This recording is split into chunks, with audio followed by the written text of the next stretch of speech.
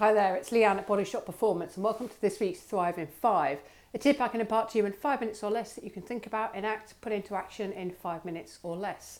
And it's an idea around getting more energy, possibly even a little bit of weight loss, getting a bit of detoxification going in the body on a frequent basis.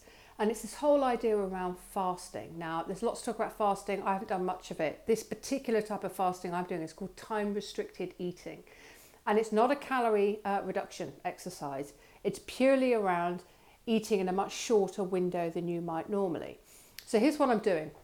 I'm eating my 3 meals a day. So I'm not cutting out any calories, just to reiterate, in an 8-hour window. So I'm breakfasting between 9 and 10. I'm having lunch around 1 or 2. And I'm eating my evening meal between 5 and 6 p.m. And then from 6 p.m. to 10 a.m. I'm fasting. So I'm not having any calorie intake at all. And that includes obviously fluids as well as solids. And I've been doing this for about 2 weeks.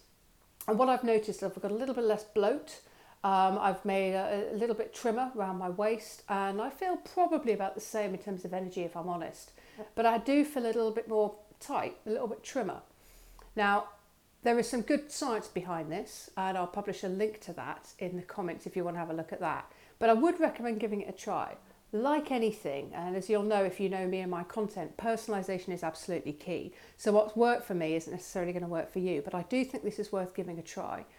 If nothing else, it's just good for the body to not be consuming calories or processing food, every few hours basically.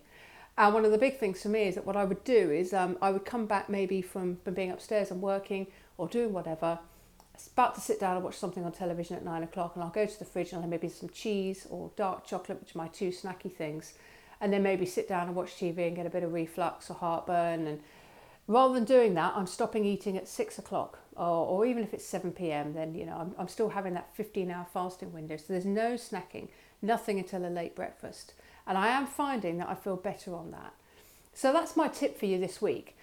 Play around with it. It's an easy thing to try. And if you can't get back to eat a meal at 5 or 6 p.m, which I appreciate many of you won't be able to, no worries. Just give yourself, for females, 12 to 14 hours between dinner and breakfast.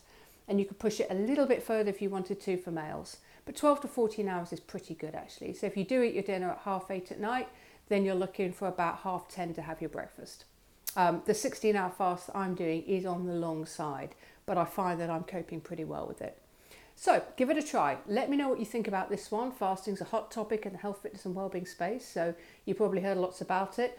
That's as far as I'm taking it for fasting, but I'd love to hear what you think, what's worked for you. Are you up for trying this? And if you have any questions on it, fire them off to me. Send me an email at leanne@bodyshopperformance.com or drop a note in the comments if you're watching through social media. That's it. Good luck and all the best with it. Thanks for watching. I'll talk to you next week.